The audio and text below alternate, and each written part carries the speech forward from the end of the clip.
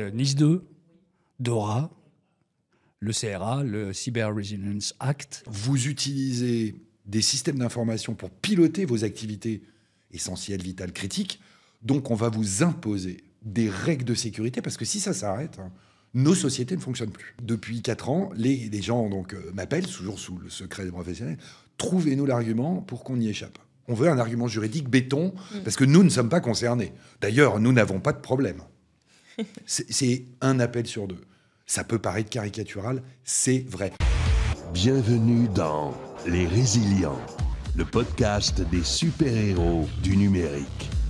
Un podcast produit par NetMedia en partenariat avec Splunk. Splunk aide les organisations à être plus résilientes grâce à sa plateforme unifiée de sécurité et d'observabilité. Audrey, il ne se passe pas quelque chose début avril chez toi à Lille ? Il se passe toujours un petit peu quelque chose à Lille, en oui, réalité. Ça c'est vrai, mais il y a un truc un peu spécial, non ? Autour de la cybersécurité, non ? Peut-être, oui.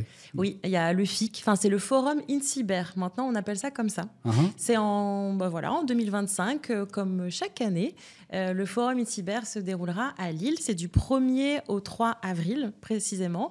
Et ça réunit en fait un peu tous les grands acteurs de la cybersécurité.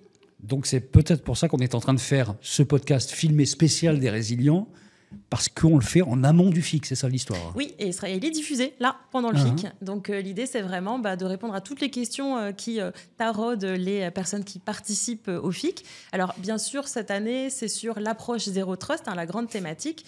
Mais en parlant un petit peu avec des RSSI autour de moi, je me suis rendu compte que ce qui les embête vraiment, c'est tout ce qui est autour des nouvelles réglementations, directives, etc. qui seront vraiment... NIS 2, oui. DORA, oui. Le CRA, le Cyber Resilience Act en anglais. Ouais. C'est ça dont on va parler en fait. Exactement, parce que pour la plupart, en fait, ils vont être vraiment adoptés en 2025. Et ça commence vraiment à être compliqué pour certains de se dire comment on va être prêt en fait. Et pour ça, il nous fallait quelqu'un de brillant, un expert de la cybersécurité. Je crois qu'on en a trouvé un. On en a trouvé un. Merci LinkedIn. Et aussi, merci les recommandations des RSSI que je connais dans mon écosystème, dans mon entourage. On va le présenter dans quelques temps. C'est donc un épisode spécial des Résilients, le podcast des super-héros du numérique, podcast produit par Splunk by Cisco, désormais, Splunk by Cisco, avec toujours Audrey Williard, Senior Content Marketing Manager chez Splunk by Cisco, en l'occurrence. Exactement. Et on va avoir l'occasion de parler tous les deux avec notre invité pendant une bonne demi-heure, un format un peu spécial. On est filmé, on est assis tranquille, avec des micros. Bon, Marc-Antoine Ledieu, c'est notre invité. Bonjour Marc-Antoine Ledieu. Bonjour. Comment on dit ? On ne dit pas maître, non, ça ne se fait pas pour un... Non, je ne suis pas très formel. Non, je plaide assez peu, donc le maître, non, on peut s'en passer. Bon, vous êtes avocat et vraiment spécialisé dans toute la législation autour des enjeux de cybersécurité, entre autres. C'est ça. Ouais. RSSI légal, c'est ça ? Voilà, il faut digérer ces législations.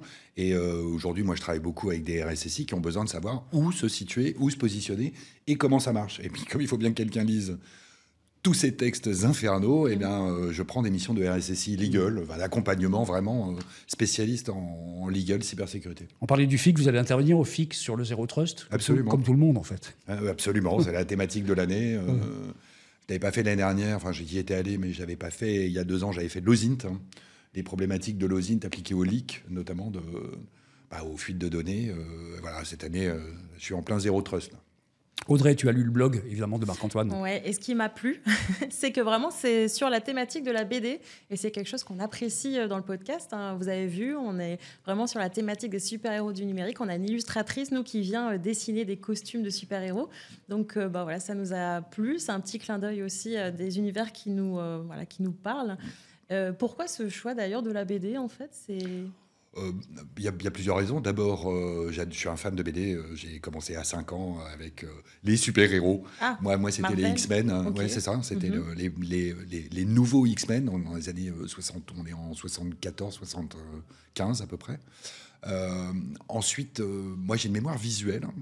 Donc, quand j'ai commencé à avoir l'autorisation, ce qui a été assez long, d'obtenir le droit d'utiliser les BD, ce sont des BD qui sont vendus dans le que j'utilise. Vous détournez, en fait, les bulles. C'est ça. Je raconte une autre histoire avec des personnages qui parlent rarement de cybersécurité. Et j'ai la liberté de changer les phylactères.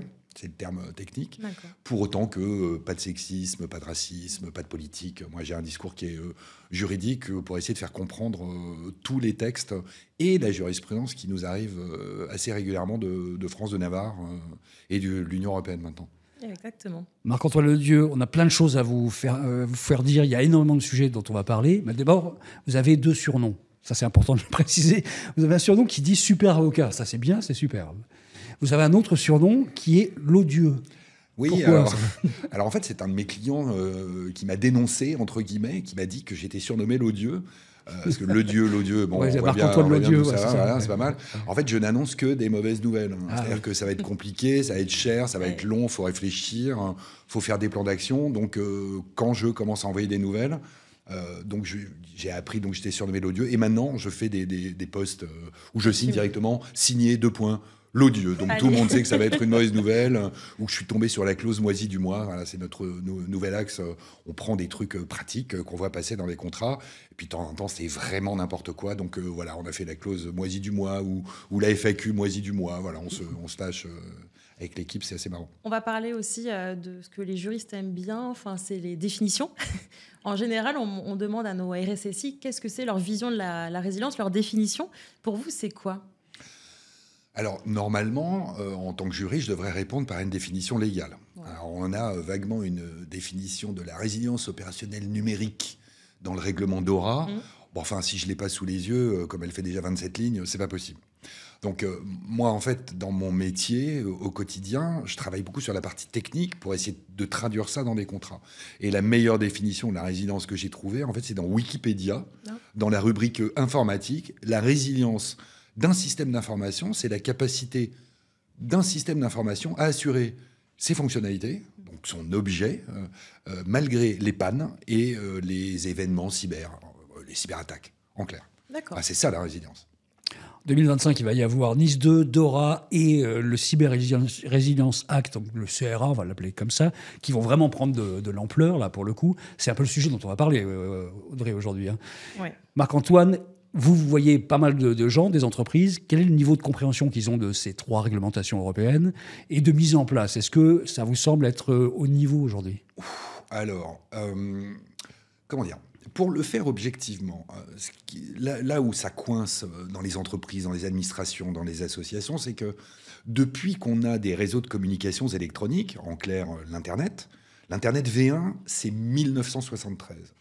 Depuis 1973 jusqu'en 2022, pratiquement, il n'y a eu aucune règle de sécurité obligatoire pour l'industrie informatique, soit l'industrie des réseaux, l'industrie du matériel ou l'industrie, bien sûr, du logiciel.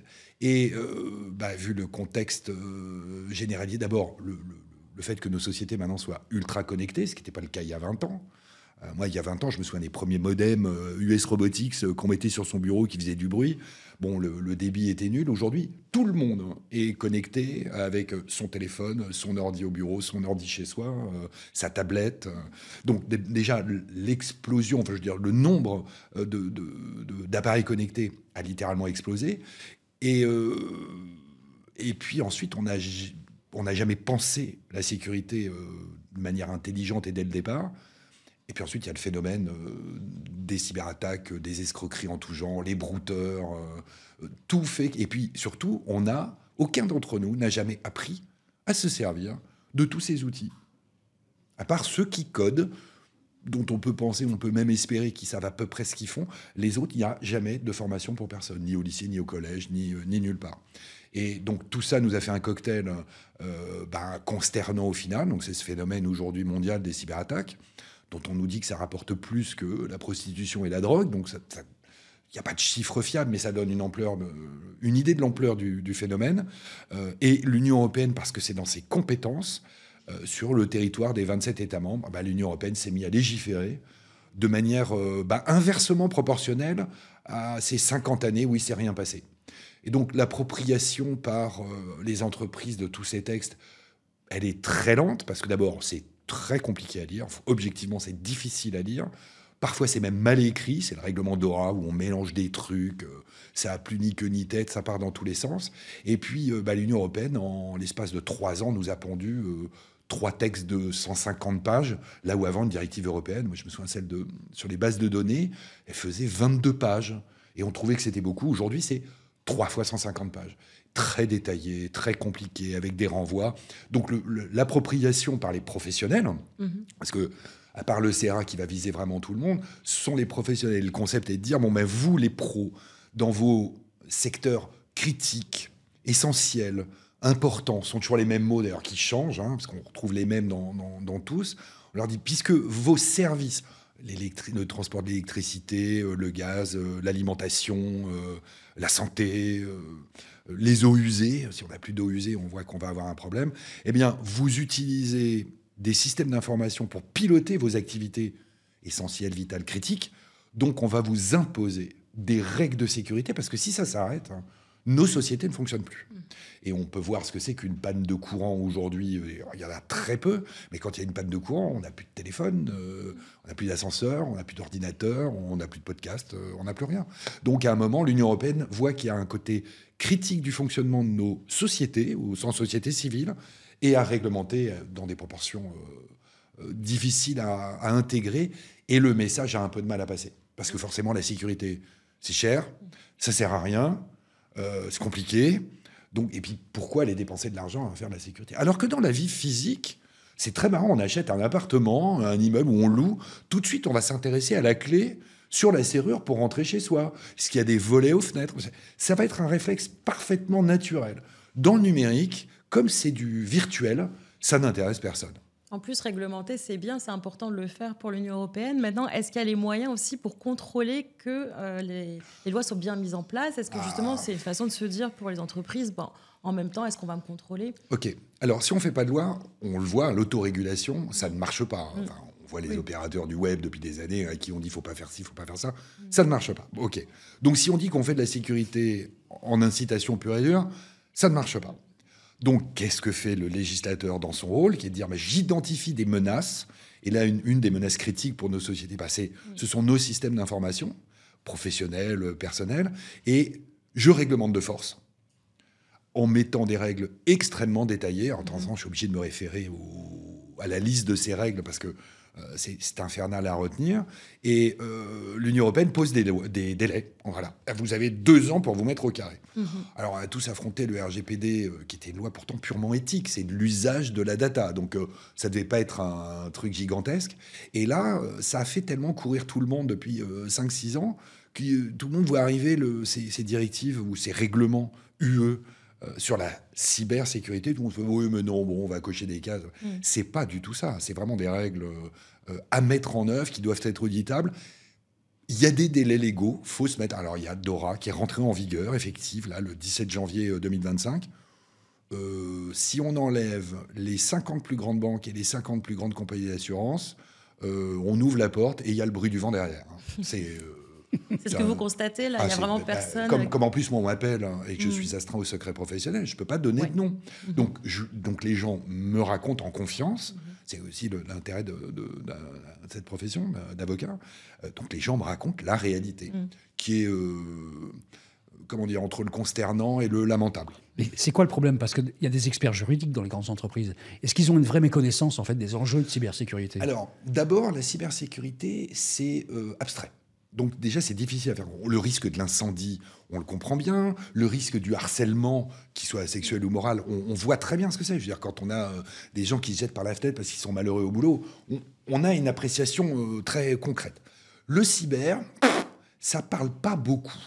Ensuite, les gens qui sont dans la partie technique, tous les RSSI, eux, ils ont très très bien compris, c'est leur métier. Okay, mais pour les autres, c'est un risque parmi d'autres, ça parle pas beaucoup. Et les juristes, alors on a un problème tout à fait particulier avec les juristes, c'est que les juristes ne s'intéressent pas à la technique.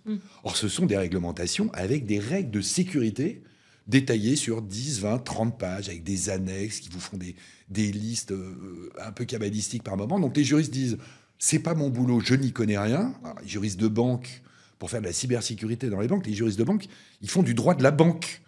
Donc, du droit du virement, du droit du placement en bourse, du droit en je sais pas quoi. Donc, la cybersécurité, c'est pas eux.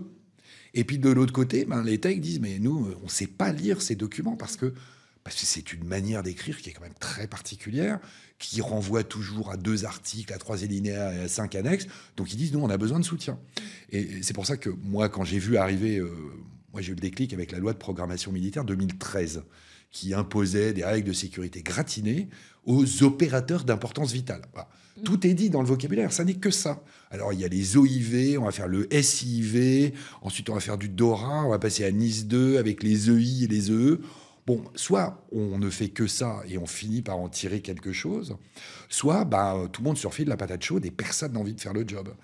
Avec les directions, les directions donc, qui détiennent les budgets, qui ne sont pas très pressés de lâcher de l'argent pour un truc qui ne rapporte rien. Ça dépend, parce que est-ce que ça rapporte vraiment rien? En même temps, si on n'est pas conforme, ça peut quand même... Alors, en fait aujourd'hui, les entreprises commencent à s'agiter quand on leur dit qu'il y a de la menace de sanctions pécuniaires. Donc, l'autorité de contrôle qui arrive. Par contre, là où le drame est en train d'arriver, là, c'est mon métier qui me permet de vous l'affirmer, c'est que derrière, il y a des procès en responsabilité. Parce que si on n'a pas fait le job, qu'on s'est fait poutrer et qu'on a poutré tous ses clients quand on est un prestataire, IT, tout ce qu'on veut, je ne parle même pas des MSSP, nos amis prestataires de services de sécurité gérés, quand on a poutré tout le monde et que tout le monde vient vous demander des comptes, alors l'aspect moral, on n'en parlera pas, ça c'est pas mon métier, par contre c'est l'aspect pécuniaire. Et on commence à avoir des jurisprudences qui tombent. Et on en a une toute récente, cour d'appel de Rennes, là, du 19 novembre 2024, le prestataire n'avait pas conseillé à son client d'avoir des sauvegardes déconnectées. C'était un pur player du matériel et de l'infra. Il a pris l'appel d'offres, il a répondu, tiens, il a jeté un montant, il a été payé, il a tout signé. Mais les sauvegardes déconnectées, ça lui était pas monté au cerveau. Il se prétendait bien sûr spécialiste de la cybersécurité, comme tous, parce que ça fait chic. Voilà. Et au final, il a été condamné à un peu plus de 60 000 euros de dommages et intérêts parce que l'entreprise qu'il avait équipée s'est trouvée cryptoloquée, bien sûr, et toutes les sauvegardes ont été cryptoloquées. Donc, à un moment, on cherche le responsable. Donc, la CNIL, l'ANSSI, tout le monde ne peut pas arriver à contrôler tout le monde. Donc, à un moment, ça va être la régulation par le jeu classique d'un état de droit qui va être la responsabilité et la recherche de dommages et intérêts. Mais aujourd'hui, les entreprises ne voient que la potentielle sanction pécuniaire, avec le cadeau qu'on gardera en surprise pour le CRA, parce que là, l'Union européenne, ils ont trouvé un truc terrible, mais je vous le garde pour tout à l'heure. On va rentrer dans le vif du sujet, Marc-Antoine Ledieu, sur les 3 majeurs, enfin les 3 réglementations majeures, c'est-à-dire NIS 2, DORA et le CRA. En un mot, quelle est la particularité de chacune de ces réglementations? Alors, en fait, ça s'imbrique assez bien. DORA, dont je parlerai assez peu, DORA, c'est un dérivé sectoriel. C'est NIS 2 pour les banques, les assurances, les chambres de compensation et les fonds de gestion. En fait, toute l'industrie financière. Okay. Donc, eux, ils ont leur texte à part, qui a été écrite par des banquiers. Donc, en termes de cybersécurité, faire écrire par des banquiers, ils sont un peu ratés. Il y a des trucs compliqués, c'est pas dans l'ordre, mais ça va. Donc, en fait, il y a 2 grands textes. Il y a NIS 2, donc Network Information Security System. C'est la sécurité des réseaux et des systèmes d'information des entreprises ou des administrations ou des associations qui opèrent des services essentiels. Alors, ils sont classés dans des secteurs critiques, mais c'est des services essentiels. Bon, on voit bien quand même au final, l'énergie, l'eau potable, les eaux usées, toute l'industrie du médicament, tout le médical, les transports, aériens, maritimes, ferroviaires, il y a tout le monde. Le médicament, ça on l'a dit, toute l'alimentation, la distribution de l'alimentation en France, la production alimentaire française, je veux dire, c'est quand même une industrie qui brasse des milliards, et si demain on n'a plus à manger, et que Rungis s'arrête, alors déjà l'Île-de-France, au bout d'une semaine, c'est la guerre civile, on va manger les rats qu'au bout de 2-3 semaines, vieux souvenir de la guerre de 70, on avait commencé par manger les animaux dans les parcs zoologiques, puis ensuite on avait bouffé les chiens, les chats et les rats, comme toujours. Donc on va essayer de s'éviter ça. Donc pour ces professionnels qui doivent s'auto-désigner, c'est là où c'est pas ils doivent s'auto-désigner, oui, effectivement. Alors d'aucuns disent s'auto-dénoncer. Mais enfin au final... Tout le monde adore ça en fait. Oui, c'est sport national dans beaucoup de pays d'ailleurs. Bref, donc... on leur impose des règles de gouvernance, des règles de sécurité technique qui doivent être auditables. Donc, on a des normes qui sortent. Bon, alors, on a des lois de transposition en France, ça tarde un peu. Enfin, tous les projets de décret ont fuité. Tout le monde sait ce qui va se passer pour ceux qui veulent voir le truc objectivement. Et c'est faire de la sécurité, de la cybersécurité auditable, avec des règles qui sont connues. C'est l'ISO 27001, alors version 2013, version 2022, ça revient toujours au même, qui est décliné par notre ANSSI national. Et ça, c'est faire. Bon, donc c'est obligatoire. Alors on attend les lois de transposition. Là, nous avons le Sénat qui est en train de se pencher sur le problème, là, ces jours-ci. Ça va passer au mois de mai-juin. On a dit qu'il n'y aurait pas de contrôle tout de suite, mais bon, on sait que de toute façon, ça va prendre. Et en fait, la manière dont ça va se passer en vrai, donc nos autorités, après je vous parle du CERA, nos autorités de contrôle n'ont pas les moyens de la mission qui leur est confiée. Okay, quand on est l'ANSSI et qu'on gère 500 opérateurs d'importance vitale, et qu'on vous pond une directive qui s'appelle NIS 2, et qu'on vous dit qu'ensuite vous allez devoir encadrer 30 000, peut-être 20 000 entités, l'ANSSI, ils ne vont pas faire x30 dans leur budget. La France a un problème budgétaire majeur avec des déficits, si j'ai bien compris. Et de l'autre côté, ils ne vont pas faire x30 en termes de ressources humaines. Donc ça veut dire un changement complet de fonctionnement de l'ANSSI qui va passer par des normes qui vont être assez détaillées, qui vont être auditables. On va déléguer des gens qui vont venir faire des contrôles au hasard, comme ça fonctionne dans toutes nos autorités de contrôle. Et ensuite, bon, ça se dit pas trop, mais la réalité, c'est quoi ? On va attendre qu'il y ait un opérateur bien régulé, qui est vraiment cœur de cible, qui se fait poutrer, comme un salaud, pour le dire en clair. Et là, on aura la preuve publique de ce qu'il n'a pas fait le job. Okay ? Et on a déjà eu de la jurisprudence. En 2018, la CNIL avait fait ça. Il y avait un service, c'était... On va peut-être pas citer son nom maintenant. Un service qui faisait de l'hébergement de vidéos français. Ils avaient pris une cyberattaque. On ne voit pas qui c'est du tout. Non, on se demande bien qui c'est. Je ne dénonce pas, je renseigne. Toujours sous le secret professionnel. Bon, c'était public, j'étais pas dans l'affaire, mais à un moment, donc, ils se font poutrer. La CNIL est arrivée derrière pour une histoire de données personnelles. Ils ont pris une sanction en plus. Donc, ils étaient par terre, ça leur a coûté une fortune. Il fallait remonter l'infra et compagnie, et ils ont eu la sanction CNIL. L'ANSSI vont faire pareil. Sauf que, comme là, on parle de sécurité, à un moment, la CNIL, ils ont bien compris qu'il fallait sanctionner en tapant au portefeuille. OK, de politique avouée, ça dure depuis des années. L'ANSSI, leur but, c'est pas ça. L'ANSSI, leur but, c'est de faire monter vraiment le niveau de sécurité. Donc, on peut menacer. Enfin, l'ANSSI, ils vont pas passer leur vie... Je ne suis pas de l'ANSSI, mais faut être un peu logique. L'ANSSI ne vont pas passer leur temps à courir après tout le monde pour vérifier s'il y a bien la mesure 8, la mesure 42 et la mesure 19 qui sont auditables et que tout le monde est au garde à vous. Je veux dire, on n'y arrivera jamais comme ça. Donc, ils vont... soit il y a un truc qui est de notoriété publique, une grosse compromission, genre une affaire SolarWinds à la française, qui va finir par arriver, malheureusement, comme ça arrive toujours. Puis là, ils vont arriver et puis ils vont finir le massacre avec le name and shame. C'est-à-dire qu'on en prend un, on le massacre parce qu'il ne mérite que ça, et puis on met son nom partout pour servir d'exemple aux autres. C'était le concept de la peine de mort, quand même, au Moyen-Âge, où on exécutait en public pour montrer aux gens qu'on arrêtait de plaisanter. Okay, nos autorités de contrôle vont finir par faire ça. Bon, une phrase sur le CRA, quand même, parce que vous étiez resté sur l'idée de faire une phrase sur le CRA. Alors, le CRA, c'est une approche qui est complètement différente. Le CRA... qui est encore plus détaillé que NIS 2 et que DORA. Nous venons de finir avec mon équipe d'éplucher les 8 annexes qui doivent représenter une 50aine de pages. Le concept est différent. Là, c'est tous nos... Alors, ça s'appelle des produits avec des éléments numériques. Des produits comportant des éléments numériques. On ne comprend pas ce que ça veut dire. Donc, nous, on a déjà adopté un terme. On dit c'est des produits avec du logiciel connecté. Donc, s'il y a un produit, c'est un produit matériel, OK ? Avec du logiciel, du logiciel. Et s'il est connecté, c'est qu'il y a de la data qui va rentrer, qui va sortir. Donc ça peut être un frigo.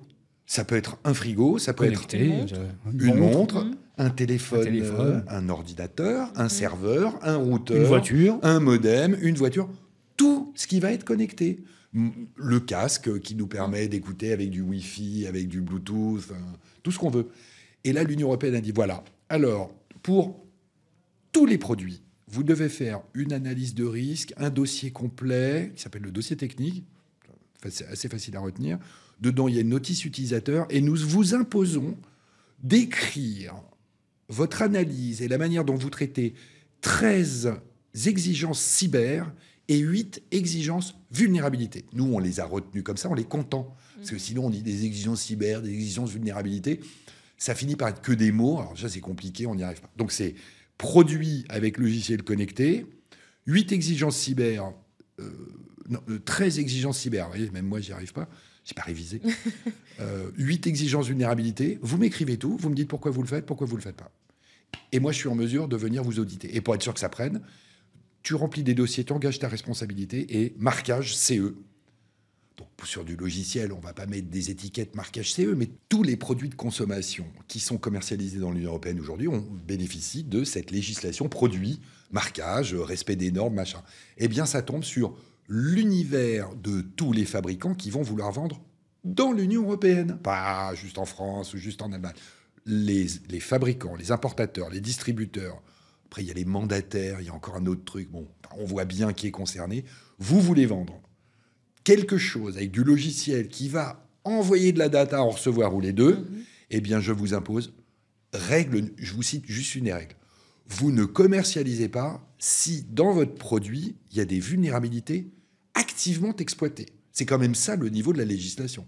Ça veut dire que depuis des années, on pense notamment, c'est les caméras chinoises qui ont servi à fabriquer des botnets, qui ont fait des attaques massives dans le monde entier jusqu'à encore très récemment, et c'est pas terminé. Là, on dit stop, on vous impose des règles de cybersécurité très construites, très écrites, avec des définitions légales de partout. Nous, on est en train de faire les listes avec les cases à cocher. Est-ce que tu as fait ça? Est-ce que tu as fait ça? Est-ce que tu as fait ça? Et ça, alors il y a une première vague qui rentre en vigueur en juin 2026, parce que le texte est du 23 octobre 2024, donc c'est tout frais, là, l'encre sans encore la fraîcheur, c'est comme la BD, c'est un parfum sympa, et ça rentre totalement en vigueur le 11 décembre 2027. Pour tous les produits qui vont être commercialisés, et ça va impacter les produits déjà commercialisés, puisqu'il faudra aussi gérer les vulnérabilités, tout le tremblement habituel. Vous connaissez une organisation, par exemple, qui serait soumise à NIS 2, DORA et le CRA, ou impossible quand même? Non, parce qu'en fait, c'est pas le même champ. Soit on est, je sais pas moi, on fabrique des plats surgelés de manière industrielle, donc, on est éventuellement service essentiel parce qu'on distribue, grande distribution France entière. Donc là, on est NIS 2. Sauf des gros groupes qui feraient plusieurs activités, qui se seraient un petit peu diversifiés. Effectivement, mais des groupes qui font de l'alimentaire, donc qui sont services essentiels, et de l'autre côté, qui vont fabriquer des objets connectés, ça peut arriver. Enfin, si on a 3 ou 5, il y en aura 3 ou 5. Quant à NIS 2 ou DORA, soit on est DORA, c'est l'exception, c'est sectoriel, et il s'est listé, il y a de la liste de 1 à 19 ou de 1 à 20, je ne sais même plus. Vous savez que vous êtes dedans ou pas. NIS 2, DORA, non. Ceux qui se posent la question n'ont que ça à gérer comme problème. Ceux-là, je m'en occupe pas. Par contre, quand on va être un professionnel, comme un particulier, tous les produits avec logiciel connecté devront être conformes. Tous. Et ça, c'est le régime sympa. Parce que l'Union européenne, ils sont quand même pas fous. Ils voient bien qu'il y a des produits qui sont plus sensibles que d'autres. Je veux dire, la brosse à dents connectée est quelque chose de moins sensible qu'un routeur qui va embarquer des logiciels de cybersécurité, de détection, de traitement, de tout ce qu'on veut. Alors, l'Union européenne, donc, ils ont posé un cadre commun pour tout le monde. Donc, c'est produit CA. Ça, le produit CA, c'est poétique en plus. C'est sympa. Produit CRA, produit CRA, très bien. On fait comme on veut. La vie est belle. Cyber Resilience Act. De toute façon, c'est un acronyme anglais. Bref. Et donc, tronc commun pour tout le monde, faire le job, écrire, documenter. Voilà. Toutes ces législations, c'est vous faites ce que vous dites et vous dites ce que vous faites. Voilà. Donc, à un moment, il faut l'écrire et on verra vite ce qu'on rendait. Et puis ensuite, ils ont pris des annexes. Alors là, ça devient un peu technique. Ensuite, il y a des produits importants qui sont eux-mêmes divisés en 2 sous-catégories, classe 1 et classe 2. C'est vraiment écrit comme ça. Scolaire. Donc déjà, on a envie de se suicider à la page 32, sauf qu'il en reste encore 148. C'est super. Et il y a les produits critiques. Et là, il y a des listes de types de produits. Alors, VPN, hyperviseur, pare-feu, c'est écrit de manière extrêmement technique. On voit tout de suite où on se positionne quand on est un professionnel et qu'on fait du service, notamment du service de cybersécurité dans des boîtiers, les fameuses appliances, moi, je travaille avec un prestataire qui a développé une appliance de sécurité qui se branche tête de réseau, entre guillemets. Boum, on regarde la liste. Toi, tu es produit critique. Bonjour. Moi, je ne suis que produit important, mais classe 2. Il y en a 4. Donc, il y a 3 produits critiques aujourd'hui 4 produits classe 2 importants et il y a 18 produits classe 1 importants. Voilà. Ok, bon. Donc c'est vraiment très difficile à retenir. Et pour couronner le tout, l'Union européenne, c'est écrit dans le CA, dit « je me réserve le droit ». En direct. Donc, règlement, c'est vraiment la Commission de Bruxelles qui fait adopter par le Parlement un texte. Et ensuite, ça sort du contrôle parlementaire. Donc, tous les textes dérivés qui arrivent en plus, c'est directement la Commission de Bruxelles. Donc, on va vous modifier l'annexe 3, l'annexe 8, on va augmenter le nombre de trucs, on va augmenter le nombre de produits. Et c'est entièrement comme ça. D'accord. Donc, déjà, on en a pris pour 150 pages difficiles à gérer. Et il y en aura des nouvelles régulièrement. Et on va prendre, comme on l'a eu pour Dora, où on en est à 14 règlements d'exécution et règlements délégués, qui font tous entre 15 et 146 pages. En plus du texte d'origine. Donc, quand on est les professionnels impactés, effectivement, à un moment, il y a tout qui tombe. Il faut tout lire.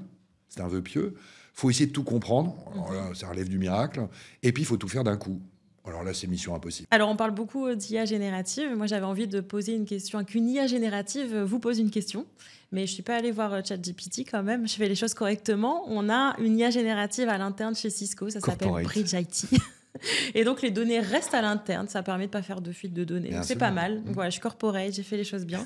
Et je vais vous lire la question que l'IA générative a concoctée pour vous. C'est très concret, très précis. Okay. Alors, quelles sanctions sont prévues pour les entreprises qui ne se conforment pas au CRA ? Ah, effectivement, donc on l'avait abordé tout à l'heure. Donc, le jeu classique, CNIL, ANSSI, machin, c'est sanctions pécuniaires. OK ? Ouais. Avec sursis, bon, bref. Dans le CRA, comme on parle de produits, à un moment, il y a un côté physique. Eh bien, il y a, comme pour tous les produits, il y aura 2 possibilités qui seront offertes en plus des sanctions. Ça se cumule. C'est le retrait du marché. Donc, c'est l'interdiction de vente.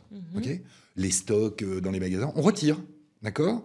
Les usines où les produits arrivent, vous stockez. C'est interdiction de vente, retrait de la vente.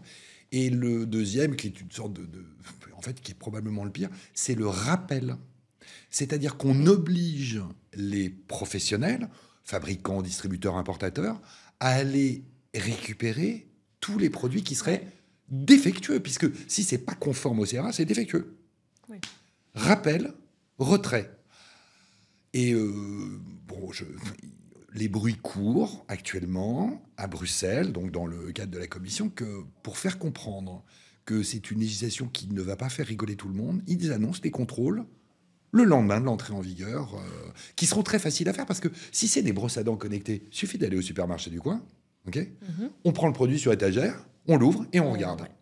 Et la sanction peut aller extrêmement vite. Donc là, on peut s'attendre cette année à entendre des histoires. 2027. D'ici 2027. Bon. Là, non, on est quand même en décembre 2027. Mais pour que ça prenne, là, le côté... Oui, alors, les sanctions pécuniaires, 3%, 2%, 1% du chiffre d'affaires, comme toujours. C'est la réputation mais, et bon, c'est la réputation, dans une certaine mesure. Le retrait du marché, là, c'est la mort économique.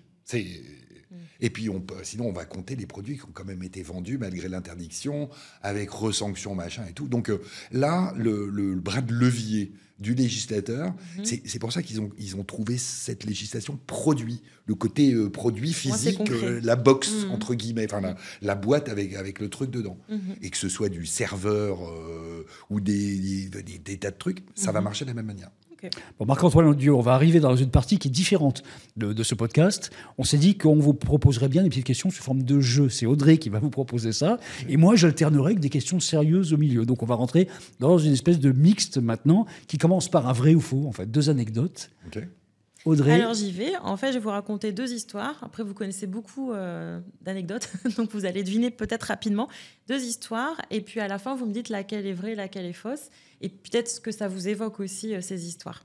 Donc, vous demandez à un menteur professionnel de vous donner son avis sur ce qui est vrai et ce qui est faux. Ça va donner. Peut-être que je m'en viens aussi, on verra. Okay. Alors, on est en 2016. Une entreprise subit une violation de données. Elle tente de la dissimuler. Ça entraîne des amendes réglementaires. Le traitement de cette violation conduit à un examen approfondi des pratiques de sécurité de l'entreprise et le RSSI de l'époque est en fait licencié lorsque l'incident est rendu public. Donc ça, c'est ma première histoire. Malheureusement, tout à fait plausible. Deuxième histoire, là on est en 2007. Le RSSI d'une organisation 2007. 2007, ouais. Le RSSI d'une organisation démissionne à la suite de pressions internes, après une attaque par déni de service qui paralyse toutes les opérations pendant plusieurs jours. La société arrive à résoudre le problème, mais c'est en fait le manque de préparation et de planification qui est blâmé, et c'est pourquoi en fait le RSSI doit quitter l'entreprise. Donc... Alors, la deuxième, j'adorerais, hein, mais ça, c'est comme le Père Noël, ça, c'est trop beau pour être vrai. Ça. Ok, quoi que ce soit tout à fait plausible. Non, la première, par contre, me paraît... ça me rappelle une histoire, d'ailleurs. Laquelle, du coup ? En 2016 ? Ouais. Non, je ne donne pas de nom. Ah, pas de nom, bon, c'est un réflexe professionnel. C'est ça, les avocats, ça ne donne jamais de nom. En fait. Alors, vous pouvez faire vos propres recherches, mais c'est effectivement la première qui était vraie. 2016, Et qu'est-ce que ça vous évoque rapidement, en quelques mots, ces histoires qui pourraient être vraies, en fait ? Qu'est-ce que ça évoque pour vous Mais en fait, d'abord, le phénomène des cyberattaques est un truc qui est en train de devenir un peu public. Alors que c'était quelque chose d'extrêmement confidentiel, Et le qui name and intéressait shame, personne. Voilà, enfin, je veux dire, à un moment, il y avait des attaques, les premiers virus, ça ne parlait à personne. Ouais. Là, maintenant que ça commence à toucher tout le monde, toutes les entreprises, toutes les administrations, même nos politiques, c'est dire, et les particuliers que nous sommes, je veux dire, à un moment, voilà, là, il y a eu le réseau X Twitter, apparemment, qui a fait l'objet d'une cyberattaque. Donc, qui est impacté ? Des tas de gens qui s'en servent. Donc, maintenant, ça se sait.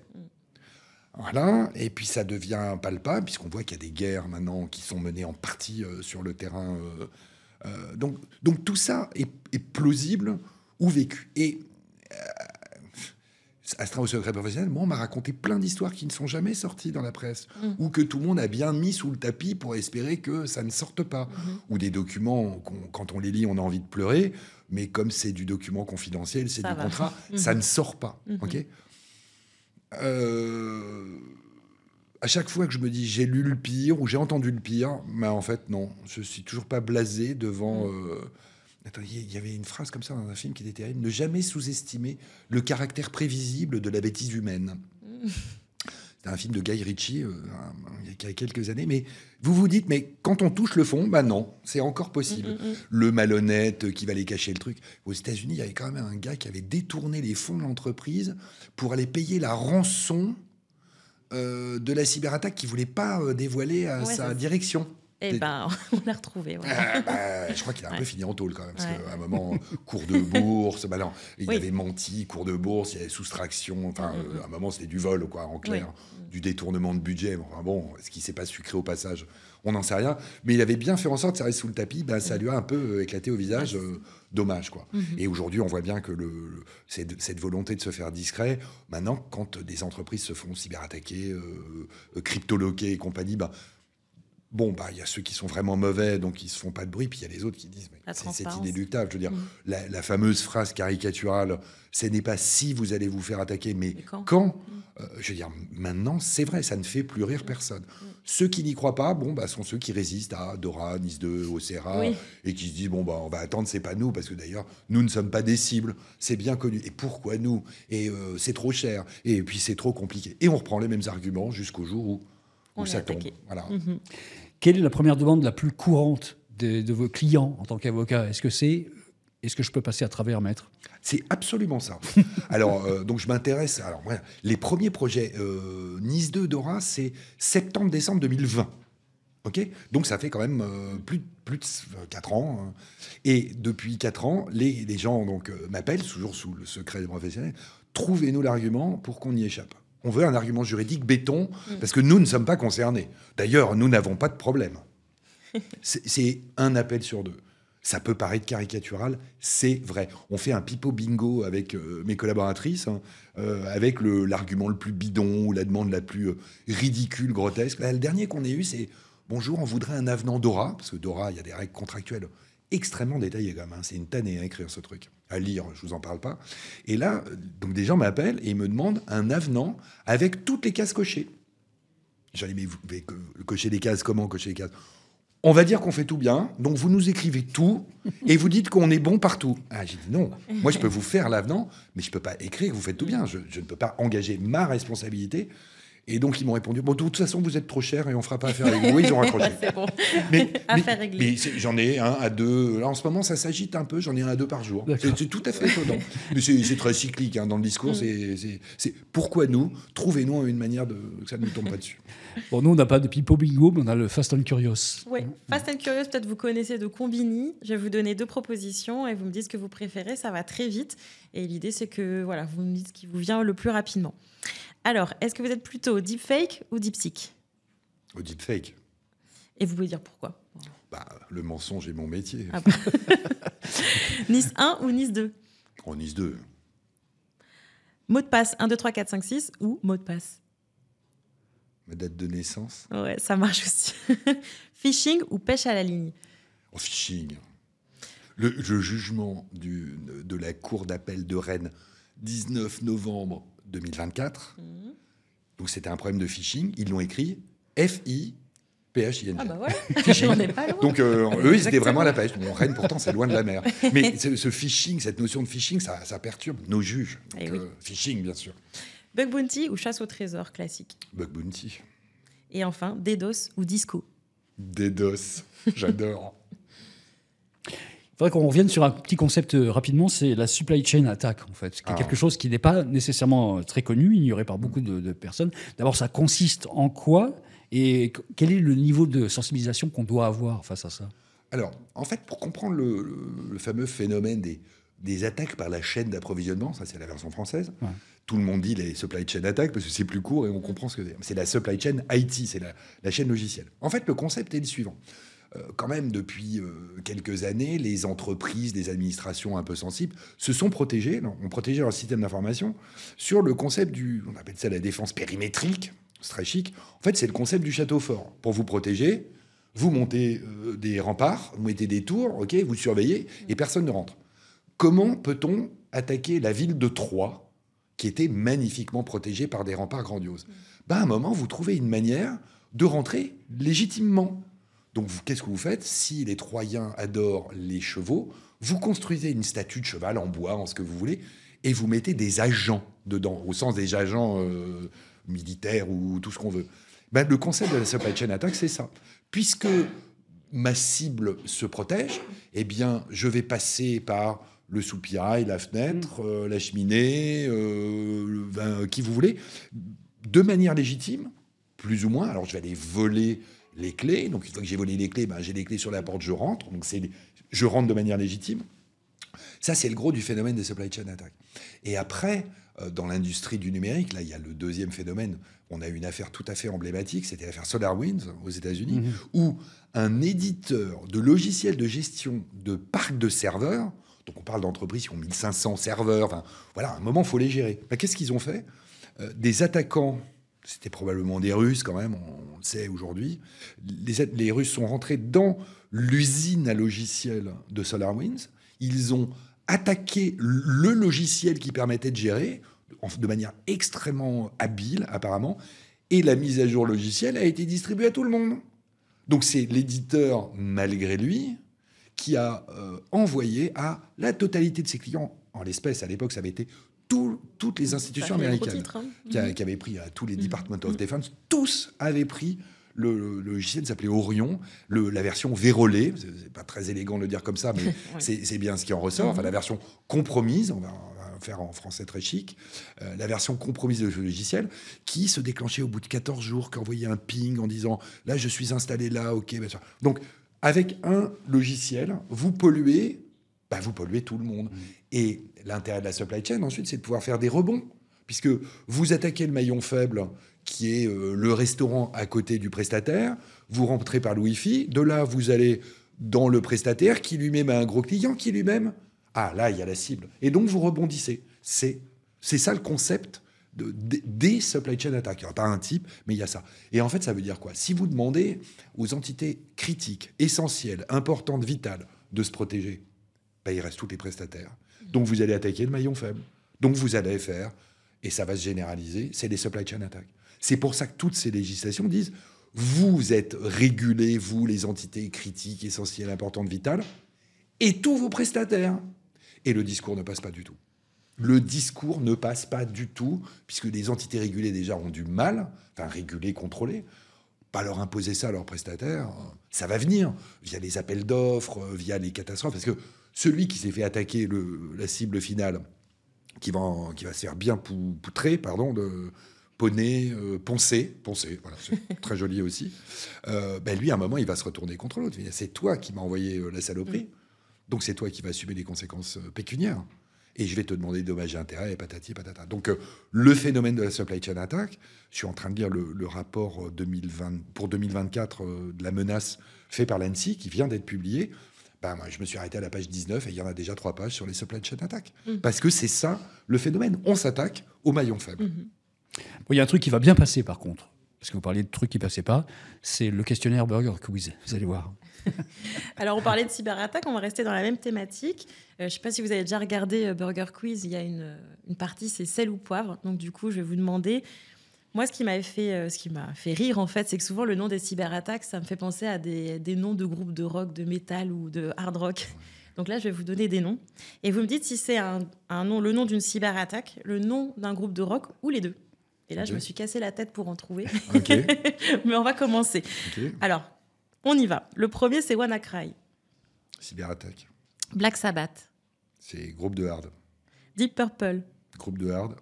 Red October. Ça, c'est un film. C'est aussi une opération de cyberespionnage. Ah mince, ça, je ne connais pas ça. Mais... Aïe, aïe, aïe. Oh là là, je suis au bord du gouffre. Et je vais faire un grand pas en avant. Darkside. Oh, ça, c'est une cyberattaque, ça. Effectivement, mais ça pouvait aussi être connoté pour un album de Pink Floyd. Ça pouvait avoir un petit peu... The Dark Side of the Moon. Oui, okay, très bien, ouais. Salt Typhoon. Ça, c'est soit une cyberattaque, soit un APT. Petite cyberattaque. Okay. Et enfin, Wormhole. Oui, bon. Ça, pareil, c'est une APT, ça. C'est les deux. Ah. Et on mettra en commentaire le lien YouTube pour découvrir ce magnifique groupe de métal. Du coup. Ah, ok. Voilà, à découvrir. Plus sérieusement, pour les avocats qui sont spécialisés en cybersécurité, comme vous, d'abord, je ne sais pas si vous êtes très, très nombreux sur la place, est-ce qu'il y a un rôle, et quel est-il pour le futur, pour les entreprises, en fait, concrètement ? En fait, alors, nous, les avocats, on a 2 manières de bosser. Soit on va plaider pour une histoire soit du pénal, parce qu'à un moment, moi, j'ai été plaidé pour un hacker soi-disant éthique il y a quelques temps. Voilà, donc on était en correctionnel. Donc là, il faut un avocat quand même qui comprenne ce qui s'est passé. Donc moi, j'avais compris ce qui s'était passé, le juge pas du tout, le proc rien. Et tout le monde nous regardait fascinés. On était dans le sud-ouest de la France, entre une affaire de harcèlement moral et un type qui avait fait 8 tonneaux avec sa voiture, avec 2 grammes d'alcool dans le sang, et qui avait pris un peu de poudre blanche dans le cornet, en plus. Et au milieu, il y avait un délit d'intrusion 323 du code pénal. Donc, voilà, c'est très difficile. Les juges n'y comprennent rien. Et là, sauf que l'attaquant, entre guillemets, enfin, le hacker éthique, s'en était pris aux pompiers. Il s'était rien passé, mais il était rentré. Admin quand même. La mire exposée sur le web. Même moi, j'ai trouvé la mire. On faisait les pompiers donc, du Tarn, ça passait dans le Tarn. Donc, on faisait le nom technique des pompiers du Tarn, Bloom, logging password, admin. 9 mois avec sursis. Ah oui. D'accord ? Puis direct, on n'a pas attendu 3 semaines, le délibéré. Pause, on a eu le temps d'aller fumer une cigarette, boum, direct condamnation. Donc ça, c'est un de nos rôles. C'est quand même d'aller défendre à un moment, puis après, les procès en responsabilité qui vont derrière aussi. C'est de la technicité, c'est des rapports d'expertise, enfin, c'est des trucs... je veux dire, quand le groupe Bouygues Challenger s'est fait attaquer en 2019, l'assurance refuse de suivre, donc ils sont en procès quand même depuis... ça va faire 5 ans. Oui. Donc là, il faut une technicité, il faut comprendre de quoi on parle. C'est pas que du droit des assurances, là, c'est vraiment du droit de la cyber. Ça, c'est un premier volet. Et le deuxième volet... c'est la partie contractuelle. Parce que quand on impose à des entités régulées, essentielles, critiques, vitales, importantes, je crois que j'en oublie pas encore, ça va, à un moment, il faut écrire les contrats. Et les contrats, c'est une technique aussi. À un moment, il faut d'abord qu'il y ait tout. Ensuite, il faut que ce soit compréhensible, puis il faut que ça se signe. Parce qu'un contrat, vous arrivez avec un projet que personne ne signe, il ne se passe rien. Donc ça veut dire avoir tout un travail de pédagogie, déjà pour celui qui doit le rédiger et pour celui qui doit le signer. Après, ça donne lieu à des négociations. Bon, en matière de cybersécurité, la négociation, en général, moi, je coupe court. Je dis, écoutez, c'est la loi, c'est comme ça. Donc, si vous ne voulez pas signer ça, assumez vos responsabilités, vous le rayez, vous marquez que vous ne voulez pas. Et le jour où ça vous pète au visage, ne venez pas vous plaindre qu'on vous l'aura pas dit, quoi. Et on a dit ça pour la CNIL pendant un moment. Et là, ça va être la même chose. Sauf qu'on a très très peu de juristes. C'est pas enseigné dans les facs. Et moi, je n'enseigne cette matière que dans les écoles d'ingénieurs. Parce que eux, c'est leur métier. Donc eux, ils comprennent, ils s'y intéressent. Les juristes, ça prend pas du tout. C'est un vrai problème. Tu as sorti ton téléphone, Audrey. J'ai sorti le téléphone pour une nouvelle chronique. Dans cette chronique, en fait, je me suis inspirée un peu du courrier des lecteurs, mais comme on a un podcast, on a demandé à nos auditrices et auditeurs de nous envoyer des questions. Et on en a sélectionné 2. Okay. Donc l'idée, c'est vraiment d'avoir des questions de personnes concrètes qui se posent comment on va faire en 2025. Donc je vais vous faire passer le premier enregistrement. Oui, bonjour, je suis RSSI dans une PME. Et je me demande quelles mesures préventives nous devrions prendre pour nous préparer aux changements réglementaires attendus d'ici la fin d'année. En fait, les catalogues, ils sont tout écrits dans ces lois. Je veux dire, à un moment, c'est quand même des mesures, la plupart, c'est des mesures d'hygiène basiques. On fait du contrôle d'accès des users à toute l'informatique, qu'on soit développeur, à la comptabilité ou au service juridique, avec des vrais mots de passe qu'on change. On fait des backups. On forme un peu les gens pour qu'ils évitent de cliquer sur n'importe quoi parce qu'on clique sur une fois et c'est tout le monde qui est pollué. À un moment, on prend... moi, j'aime bien le guide d'hygiène de l'ANSSI qui date quand même de 2017. Donc, c'est pas un truc qui est tombé du chapeau avant-hier. Il y a 42 mesures. On voit c'est quoi. C'est toujours de l'hygiène. Faites vos backups, les connectez pas en permanence, vérifiez que quand vous avez fait des backups, ça remonte. Laissez pas votre ordinateur ouvert à tout le monde, verrouillez vos sessions. Enfin, des trucs qui sont parfois juste de l'hygiène. Après, ça demande de la vraie organisation technique. Moi, je suis devenu un parano du backup. Je rentre chez moi, j'ai mon backup chez moi avec mon Mac qui est déjà redondé 2 fois. Et puis, j'arrive au bureau, je refais une sauvegarde. C'est devenu ma terreur. Parce qu'une fois qu'on a son backup, je me suis fait voler mon Mac, qui est quand même mon master. En 24 heures, j'avais tout restauré. Donc, on affronte un problème. J'ai été résilient. 24 heures, dans la vie d'un avocat, franchement, ça, c'est de la résilience. Mais il faut s'équiper, il faut s'organiser surtout. Parce que si on découvre le problème, au moment où ça arrive, les RSSI le savent bien, c'est pas dans la panique qu'on a de bons réflexes et qu'on arrive à sauver les meubles. Parce qu'une fois que le CryptoLocker est là, pour quand même la majorité des cas qui nous arrivent, une fois que le CryptoLocker est là, c'est pas en débranchant l'ordinateur qu'on va arrêter le bazar. Allez, je passe au deuxième enregistrement et le dernier d'ailleurs. Bonjour, je suis directrice de la sécurité dans le secteur de l'énergie. Voyez-vous des régulations spécifiques émerger pour sécuriser les infrastructures critiques ? Vous avez 30 secondes. OK. Énergie, c'est Nice 2.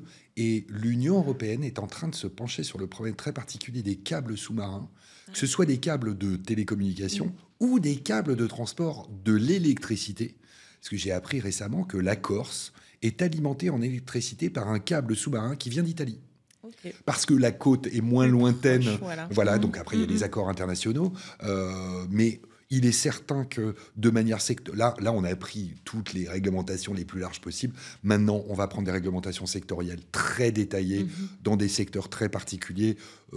L'énergie, vu la sensibilité du fait, ne serait-ce que de la guerre de la Russie en Ukraine, on voit bien que l'énergie est un véritable problème. Je sais que l'ANSSI a beaucoup soigné le secteur de l'énergie, sans trahir de secret. Okay. L'ANSSI a pris comme pilote le secteur de l'énergie pour déployer Nice 2 dès le départ. On fait ce podcast à l'occasion du FIC, juste avant le FIC de Lille. Vous allez intervenir là-bas sur le thème de l'année, Zéro Trust. Est-ce qu'on peut dire que le Zéro Trust, mais vraiment une réponse très rapide, oui ou non, quasiment, c'est un peu l'approche philosophique de la sécurité. C'est-à-dire, on bloque partout, quoi. Alors effectivement, c'est un protocole, c'est une recette de cuisine qui peut, on peut faire varier des ingrédients. C'est pas un truc écrit en dur, c'est un concept de cybersécurité. Le concept, c'est de dire, on ne fait pas confiance aux users, jamais. Nulle part.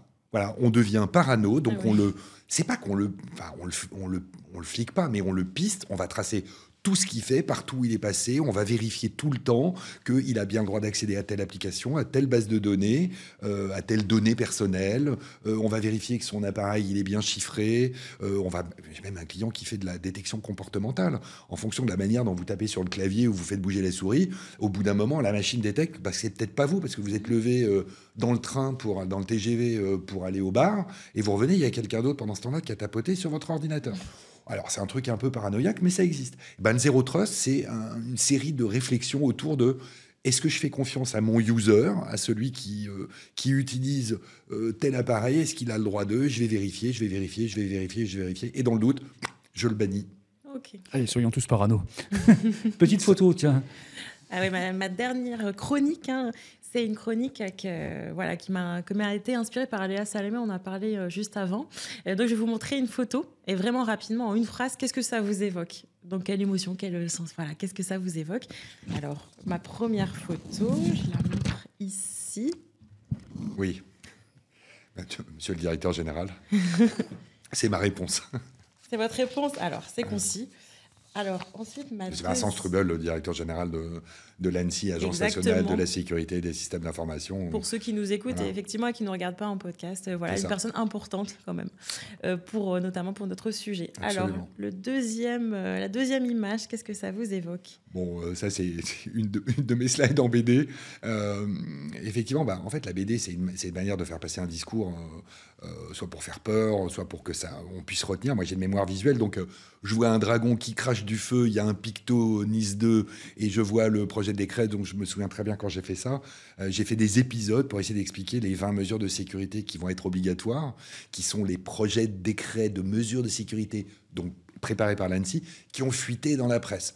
Donc, dès qu'on est tombé dessus, qu'est-ce qu'on a fait? On a épluché, on a essayé d'expliquer, voir. Là, ça nous rappelle ci, ça c'est comme ça, là, il va falloir faire ça. Et moi, je communique notamment via les réseaux sociaux et sur mon site web, enfin sur notre site web, puisqu'on est une équipe maintenant. Et on essaie de rendre le truc un peu compréhensible avec de temps en temps. Même un peu d'humour, on essaye, quoi, parce que la matière est extrêmement technique. On a l'impression de toujours répéter les mêmes choses, comme remplir, vider une barque à la petite cuillère, alors que la mer est autour. Enfin, c'est un peu difficile. Et puis là, les dragons, je trouve que les dragons, c'est bien. Il y a le côté, c'est énergique, ça brûle. Moi, j'aime bien la BD où il se passe des choses. Et là, il y a une série, ça s'appelle Guerre et Dragons. Il y a des dragons terribles. Moi, j'adore. Et là, la dernière image, on reste sur l'illustration, mais c'est pas le même style. C'est un petit pied de dé, voilà. Qu'est-ce que vous voyez? Notre amie Dora, l'exploratrice, qui nous a fait beaucoup rire au début quand on a découvert donc, le Digital Operational Resilience Act. L'acronyme, ça fait Dora. Donc la grosse vanne était au début. Alors, Dora l'exploratrice, Et très rapidement, j'ai dit, vous devriez commencer à le lire, vous allez moins rire. Et les gens me rappelaient après en disant, oui, c'est vrai que c'est gratiné. C'est peut-être plus sympa de regarder ça, c'est finalement, beaucoup plus de temps sympa en temps. Bon, faut vraiment avoir des enfants petits pour sortir des épisodes de Dora l'exploratrice, mais c'est distrayant. Voilà, c'est ça. L'étape après, c'est les Télétubbies. Et l'alcool, bien sûr. Marc-Antoine Leduc, on arrive à la fin de ce podcast spécial, mais on garde quand même les bonnes habitudes avec les questions finales. Si vous aviez un super pouvoir, ce serait lequel en une phrase? Alors ça, vous m'avez posé un énorme problème avec ça. Moi, des super pouvoirs, j'en ai déjà des tas. C'est d'arriver à lire toute cette documentation infernale. En fait, non, moi, j'aurais aimé être un super-héros. Et donc, comme j'ai commencé avec les Marvel, moi, j'étais très Blake et Mortimer, mais eux, ils n'ont pas de super-pouvoir. En fait, moi, je suis Wolverine. Et transposé au cinéma, je serais volontiers Dark Vador. Mais des super pouvoirs. Ça ne vous servirait pas tous les jours dans le boulot, non plus. En même temps, Dark Vador, il a une belle carrière. Bon, il est mort, comme tout le monde. Enfin, t'es un peu le chef de l'Étoile Noire, t'es le bras droit de l'empereur. Moi, je trouve que c'est pas mal. On s'appelle le dieu, finir bras droit de l'empereur. Puis il avait un casque magnifique quand même. Puis lui, il avait des vrais super pouvoirs. Bon, il en avait un usage un peu difficile vers la fin, mais non, Dark Vador, c'est mon héros. Le dieu, vous portez bien votre nom quand même. C'est gentil. Sur mon bureau, j'ai une statue de Dark Vador qui fait, 30 à 40 cm, qui me regarde toute la journée. Et j'adore Dark Vador, c'est magnifique. On reste sur la thématique des super-héros. Est-ce que vous auriez une super-héroïne ou un super-héros à nous recommander pour un prochain épisode? Quelqu'un qui aurait des choses à dire sur la résilience? Alors, oui. Moi, je travaille beaucoup avec des gens qui font du pentest, des professionnels sérieux. Et j'ai rencontré, je vais pas mal à Brest, j'ai rencontré Brice Augras, qui a monté son entreprise. Ils sont maintenant une bonne quinzaine. Et c'est vraiment emblématique de cette nouvelle génération. C'est un type qui n'a pas 30 ans, qui est tombé dans la cyber vraiment très très jeune, qui a eu un parcours scolaire pas très orthodoxe. on va le dire comme ça, qui est un véritable génie dans sa matière, qui en parle très bien et qui baigne dedans. C'est devenu sa profession. Avant, c'était sa passion. Maintenant, c'est sa profession. Et j'ai le plaisir de le croiser assez souvent. Je vous le recommande chaudement. Ok, merci. Merci beaucoup, Marc-Antoine Ledieu. Avec plaisir. Vous étiez donc aujourd'hui l'invité de cet épisode spécial des Résilients. Je vais faire une fin comme on le fait d'habitude, même quand on n'est pas filmé. C'est en amont donc, du FIC 2025 à Lille qu'on a réalisé cet épisode spécial. Le podcast Les Résilients, c'est le podcast des super-héros du numérique, évidemment, un podcast produit par Splunk, by Cisco aujourd'hui, la plateforme qui renforce la résilience de votre organisation. Merci à Audrey Williard qui est là présente à chaque fois. Et je vous retrouve sur le FIC d'ailleurs. Je suis stand B2 sur le stand Splunk et Cisco. La version audio de ce numéro est disponible sur avec tous les autres épisodes d'ailleurs, sur l'ensemble des plateformes de podcast. On attend les likes, on attend les commentaires. Et si vous avez un invité potentiel, ça peut arriver aussi à nous proposer pour le podcast. Ouais, vous pouvez aussi nous recommander des personnes que vous admirez ou qui ont des choses à dire sur la résilience. Ou si même vous êtes un super-héros du numérique, contactez-nous sur LinkedIn et puis on vous parlera. Et surtout, dites-nous si cet épisode spécial, filmé comme ça, en mode vraiment podcast intime, vous a plu. Merci à tous. Merci. Merci à vous.